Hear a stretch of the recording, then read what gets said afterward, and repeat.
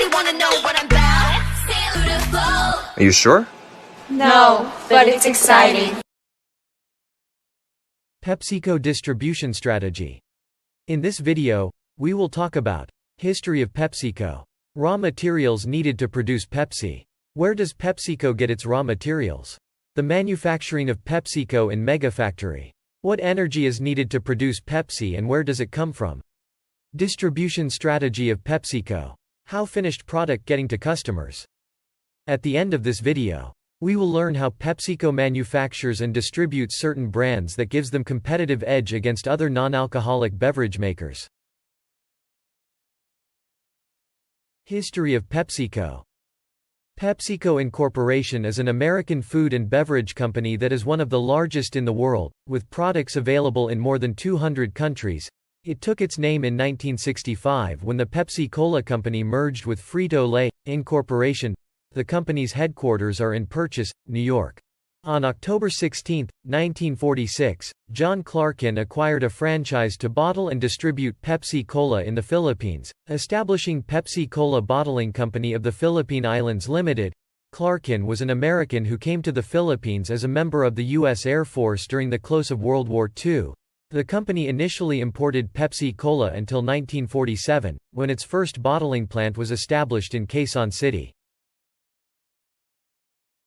The key ingredients and raw materials used in manufacturing PepsiCo's products were carbonated water, glucose or sugar, phosphoric acid, citric acid, caramel color, caffeine, and natural flavor.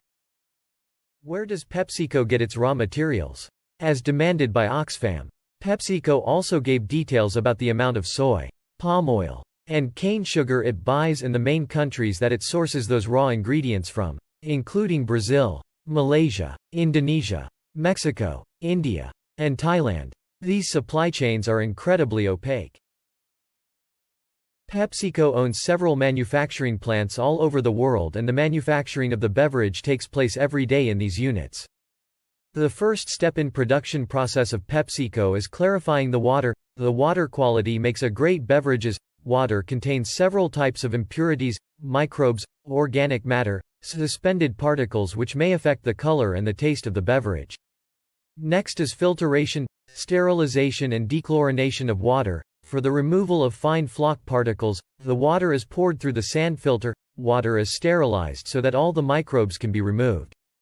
Ingredient mixing. These ingredients are mixed carefully under a controlled condition. The agitation is kept under control else it will lead to unwanted aeration. Flash pasteurization or UV radiations are used to sterilize the syrup stored in the tanks. The fourth one is carbonating the beverages. Carbonation is a process where the liquid is dissolved with carbon dioxide, which is also known as fizz. This is basically done under very high pressure. Next is filling and packaging. The cans and bottles are filled to the neck and are then sealed immediately with pressure-resistant closures. After the containers are filled with the cold drink, they are kept coming to room temperature, which is very necessary.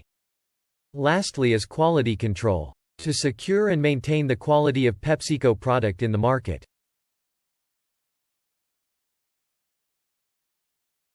What energy is needed to produce Pepsi and where does it come from? In the end of 2020, PepsiCo sources 56% of its electricity around the world through renewable sources. They boost the use of renewable energy by using a range of solutions, including power purchase agreements or PPA that support development of new projects such as solar and wind farms around the world. It's their sustainability strategy that uses resources more efficiently, reduce GHG emissions, replenish water, improve their products and recapture packaging materials. Distribution strategy of PepsiCo. 3 distribution channels. First is direct store delivery. Under the DSD framework, PepsiCo conveys items straightforwardly to retail locations. Of the 3 channels, DSD empowers PepsiCo to stock with greatest perceivability. It's more reasonable for items that are restocked regularly and are touchy to advancements and showcasing. Next is customer warehouse. The client stockroom framework is a less costly distribution channel. It's optimal for items that are less delicate and perishable, have lower turnover, and are not acquired imprudently. Lastly is third-party distributor network. PepsiCo appropriates nourishment and drink items to eateries, organizations, schools, and stadiums through outsider sustenance administration and distributing merchants and administrators. How finished product getting to customers? It start with the company who manufactures and produce Pepsi to distribute in the market. Next is distributor, that the role is to supplies the product to small businesses, which is the small retailers or small purchasers as part of the channel members, which have the role of providing and selling the Pepsi to customers. Organizations can give better edges to bulk purchasers. The significant test in circulation is the expense of packaging and in addition the expense of transportation. Packaging of Pepsi is done at packaging plants. In India, Pepsi has 36 packaging plants, out of which 13 are franchisees while 23 are organization possessed. Another aspect of distribution channel is a vending machine. It is mainly considered an SST or self-service technology channel, where the buyers have to just insert the appropriate amount and end up having a can in no time. The sales growth depends upon where the machines are kept. Henceforth, we find these machines near schools, colleges, sports stadiums and so on.